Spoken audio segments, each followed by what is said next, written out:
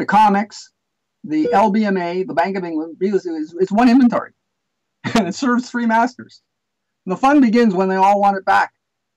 The worst thing was going on in London now, when you're seeing huge derivatives on that 1 ounce of gold that they do have. They have, and Jeff Christian, great gentleman as he is, stated out loud that, yeah, there's 100 ounces of derivatives for that 1 ounce of physical that's there. So China figures this out. They're removing their gold fast. You now saw the report that the Philippines, wow, the Philippines, this is a U.S. ally. They got bases there. They're starting to move gold onto their shores. You got Mexico, another ally of the United States. They're moving. When you see countries moving out, okay, that creates, they're all getting from London. And when that bubble is now bigger, because that's all they have is paper, the 1 ounce is gone, has now left for the shores of their country and leaving the derivative mess behind. And when this thing blows up, I mean, my goodness, you're going to find a whole lot of obligations and no amounts of physical left anywhere to satisfy those obligations. Basically, rehypothecation to infinity. That's correct. Yes, and that explains everything. That explains everything. And it definitely explains why there is physical inventory in the GLD vaults, but basically they're just storing it for someone else who's supposedly storing it for someone else. That's correct. That's correct. And it's similar to the silver situation, because remember, silver does not have official gold anywhere. So really, it's really the amount that was there from London through Buffett's purchase, and then he had to give that up, and that created the original inventory for the SLV. But I am pretty sure that is now dissipated, and they're playing the same kind of games with silver. So if you're asking me, do I think there's any silver there? There's silver. There's physical silver. It's just obligated to somebody else. Okay, and that's the issue. The issue is basically we have huge obligations on the one inventory that's in various places. Right. So and that'll probably explain. It'll probably explain why the silver at the COMEX has got 141 million ounces of total, and yet it takes the entire month to deliver upon that delivery month. Okay, like today, like in the month of May. What is it, 141? It's taking so long, and it's like 10 contracts, 11, the whole month. Somebody says, well, the interest rates are low, therefore it's to their advantage to wait to the end of the month. Well, if that was the case, then they would do all the deliveries at the end of the month. No, they're doing it every second day, third day, 4 days, and it's slow, and it's like constant every day of the month until it reaches the end of their contract, and they settle upon. Yet I don't see anything leaving. I don't see anything settling upon. That's the real. When I start looking at the real metal where it leaves, it's just not there. So I'm having problems on that side. So that's why I think the data at the COMEX is very compromised, which is like every other thing that they do is totally compromised. So the only thing you can do, your listeners can do, is the right thing is just stay away from the noise and buy physical, and don't worry about the price. Just keep collecting. Just don't worry about because sooner or later there's going to be a bank holiday, and you won't be able to get anything, and that silver coins that you have will certainly save you. Right, we couldn't agree more. Kind of from a retail perspective, we've definitely seen somewhat of a drop-off over the last probably 3 or 4 months. Basically, there's been such a massive war and attack on the sentiment of investors. Now, here recently, we've seen somewhat of a tightening of our wholesale silver inventories for our suppliers at SD Bullion in the last couple of weeks with the price drop to 27. We also see Silver Eagle sales. I think I looked last night, and they're up in May to a little over 2.3 million ounces. So, Harvey, when do you think the retail physical silver sales will pick back up and even like approach levels we saw, say, early 2011? When you get news of Greece failing, then Spain, it'll certainly be a lightning rod to the world by saying, oh, you don't know the contagion, what's going on. You start looking at that. I mean, Greece itself will, and I think Mark Grant's got it. I think Greece will cause a default on bonds of and all their obligations, somewhere around 1.3 trillion euros. That's Greece alone. And just because they got to pay for the citizens' deposits, they got to pay for the insurance companies, they got to pay for sovereign companies that are guaranteed by Greece, railroad companies that they have to pay those sovereign bonds. You start adding them up, and you've got in excess of $1 trillion. So if you take that and you take Spain, Spain will probably be 3 times Greece. Italy will be 6 times Greece. Portugal will be 1 times Greece. And you can imagine when you start adding them up, and you're looking at $8 to $10 trillion of paper money. They got to pay it. So you're going to have paper money floating all over the place, and all of a sudden you're going to have such massive hyperinflation that you've never seen anything like. And then all of a sudden the whole financial system just can't bear it. We can't. Our taxation system ends. The game ends. Paper game ends. I actually tell you the truth. I'm actually shocked it lasted this long. When they went off the gold standard, I mean, I was lucky to get my MBA in 1970, 72, and that's when they went off the gold standard around that time period, you know. And then when Nixon went off and things went change, I says, my goodness, how can this last much longer than 5 years? It lasted for 40 years, which is quite shocking. But you're seeing the result of it. And a lot of people don't realize, I mean, this is an experiment. I mean, we've been dealing for centuries with really a standard of some sort of gold standard. And since 1971 on, it's the only time in history that there's never been any gold standard or silver standard anywhere. It's an experiment that it's failed.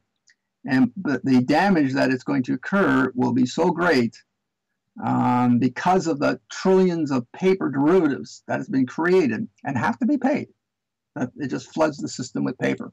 And we have a Zimbabwe times 50 probably, or times 100.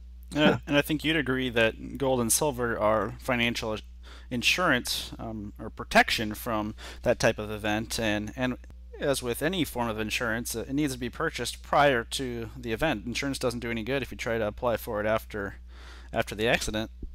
Try lining up at the bank and try to get some silver and gold when the financial system implodes. You won't be able to get an ounce. It's amazing how these things disappear off the planet.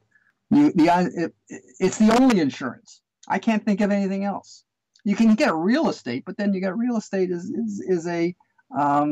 deals with a financial asset of a mortgage, and you got to deal with that. And you got diamonds and things. Well, then how are you going to determine how? You and I can't even read a proper diamond, you know. Gold is easy to see, and it's valuable, and it's got your insurance. It's the only real currency that I know of, silver and gold. And it's been 4,000 years. How can you argue about something that's been around for 4,000 years? It's the only currency. It's hard unless you're a CNBC employee. They get it. Believe me. Oh yeah, believe me. I got all the guys from the Bank of Nova Scotia. They read me every time I go to see them. They read me. They understand. I got one guy. I don't want to say where he's from, but he's a Bank of Nova Scotia, and he collects the silver, and he comes to me, and I buy the silver from him, you know. And it was he's been collecting for years. He understands. He laughs. He's been reading me for quite a while. Right. So they know. They know the paper game, but that they're involved in keeping fiat alive. But eventually it fails. I mean, remember the key line. Remember, is all paper money, all go to their intrinsic value, and that intrinsic value is 0. All doesn't matter, Canadian, American, you know, the English pound, the French, the euro, you name it, Singapore dollar. It'll all go down to 0.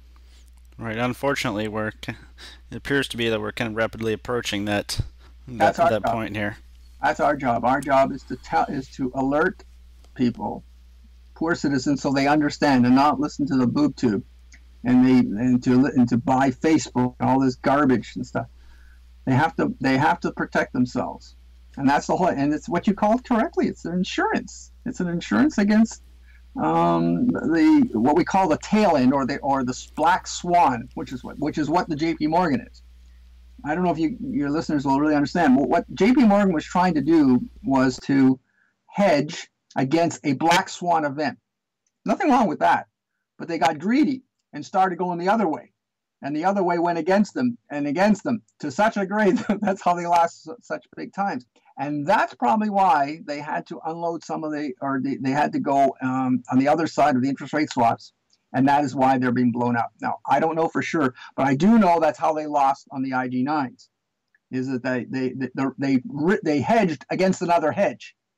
Right. Okay. Kind of to clarify for the listeners who may not understand the technical jargon, basically, JP Morgan had a hedge, or they bought positions to offset long positions. That's correct. And then it appears actually that Fed speak or mope in the early part of the year, pretending that the economy was recovering and doing well and that they were going to withdraw stimulus, actually turned the economy over. Yes. So then JP Morgan's hedge of their positions went the other way.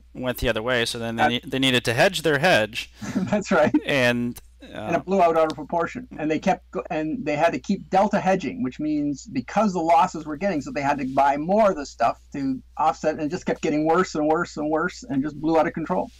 And essentially, their need to hedge the hedge became so large that they accumulated basically the entire market. Yes. For the positions that would hedge the hedge, and it became, once started to go the other way, there was just no one to offload to. You got it. That is exactly correct. They were the market. They were the only market, and the other guys, the counterparties, knew this, and they took advantage, and they said they were cornering JP Morgan like there's no tomorrow. And that's how I feel there may be truth to the story that they also are cornering them on the interest rate swaps. If that is true, because there's no evidence that they're totally not transparent on that, but if that's true, then you can this financial system of the whole world will implode. Right. If that's true, that's the end game. $100 trillion. Well, it would be, how much would it be? 70 trillion, 50, and then you got the other counterparties that can't be paid. Right. You got counterparties who are on the other side, and if JP Morgan, they can't pay anything. Right. Right. So you have basically $1 quadrillion of bets, which JP Morgan is the largest underwriter of all this stuff, cannot pay the other party. That means it's like a domino effect. All banks will fail. You see, the derivative mess will cause the entire banking system to close down. They'll be all insolvent, and customer or people's deposits will be in jeopardy. And how on earth can all the countries guarantee? How can the European group, the ECB, guarantee all the deposits around all of Europe? I can't figure this out. It'll be literally impossible. So right. We're in a dangerous position here, guys. And I want the most important thing is they should listen to us. They should read me every day. We tell us the proper stories out there, not the crap that they provide on TV, and to do the insurance to make sure that you're covered, because you don't want to have a banking holiday for 4 months and that you have no access to your bank account, you have no access, you need food to feed your family. Yeah, we couldn't agree more. Time for insurance is now, and we definitely encourage all the readers and listeners to check out Harvey's site daily. He has an excellent analysis on really the macro financial system and the debt collapse, as well as providing probably the most, as far as for public access, the most in-depth gold and silver daily analysis. And that's at harveyorgan.blogspot.com. So make sure you guys are all checking out Harvey's analysis daily. So why don't we close there, Harvey? So really appreciate your time. Well, thank you for calling me, and I really enjoyed talking with you. And I just hope that all of our listeners really understand and ask, and if they don't understand, ask questions, because we're living in very dangerous times now. I can't leave it. That's the most important message I want to leave everybody.